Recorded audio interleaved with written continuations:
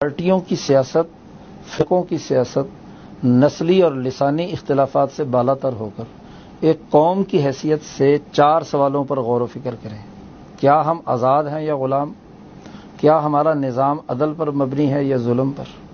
کیا ہمارا ملک کا سیاسی نظام امن و امان کو یقینی بنا رہا ہے یا خوف بانٹ رہا ہے؟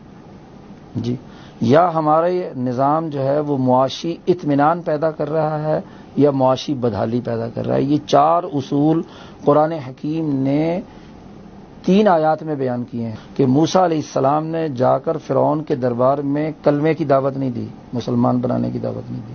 پہلی دعوت قرآن سورۃ طٰہٰ میں کہتا ہے ان ارسل معنا بنی اسرائیل، بنی اسرائیل کو آزادی دو۔ آزادی اور حریت کی سب سے پہلی دلیل۔ دوسری بات، اللہ پاک نے کہا تمام انبیاء ہم نے بھیجے دنیا میں، سورۃ الحدید کے آخری رکوع کی پہلی آیت ہے، آخری آیت ہے کہ لقد ارسلنا رسلنا بالبینات، ہم نے رسول بھیجے، ان پر کتابیں نازل کی، اس لیے کہ لیقوم الناس بالقسط، کہ تمام انسانیت عدل پر قائم ہو جائے۔ انسانیت کا ہے، مسلم کی بات نہیں کی، مومن کی صرف بات نہیں کی، پوری انسانیت۔ دوسری امن کے حوالے سے آیت ہے سورۃ النحل کی، ضرب اللہ مثلا قریۃ کانت آمنۃ۔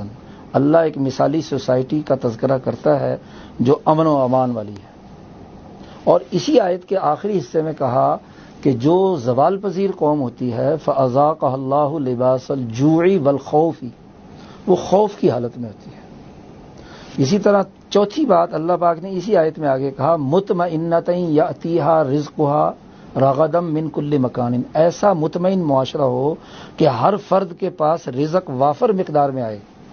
معاشی اطمینان، یعنی یہ روحانی اطمینان کی بات نہیں ہے، معاشی اطمینان کی بات ہے۔ اسی لیے اس کی ضد میں کہا کہ جو زوال پذیر معاشرہ ہوتا ہے اس پر لباس الجوع، بھوک کی چادر تنی ہوتی ہے، وہ بھوکے لوگ ہوتے ہیں، مفلس لوگ ہوتے ہیں۔ تو یہ 4 باتیں ان 3 آیات میں بیان کر دی ہیں اللہ نے۔ تو یہ اس سوال پر غور و فکر کریں، قرآن کا اس نقطۂ نظر سے مطالعہ کریں، دین کو اس نقطۂ نظر سے سمجھیں۔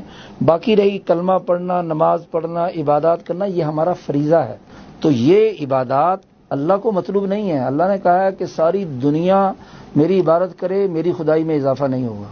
ساری دنیا میرا انکار کر دے، میری خدائی میں کوئی کمی نہیں ہوگی۔ یہ تمہارے لیے ہے کہ نماز، عبادات تمہارے اندر وہ ڈسپلن پیدا کریں کہ جس کی روشنی میں یہ 4 کام تم کر لو: آزاد، عدل، امن اور معاشی خوشحالی۔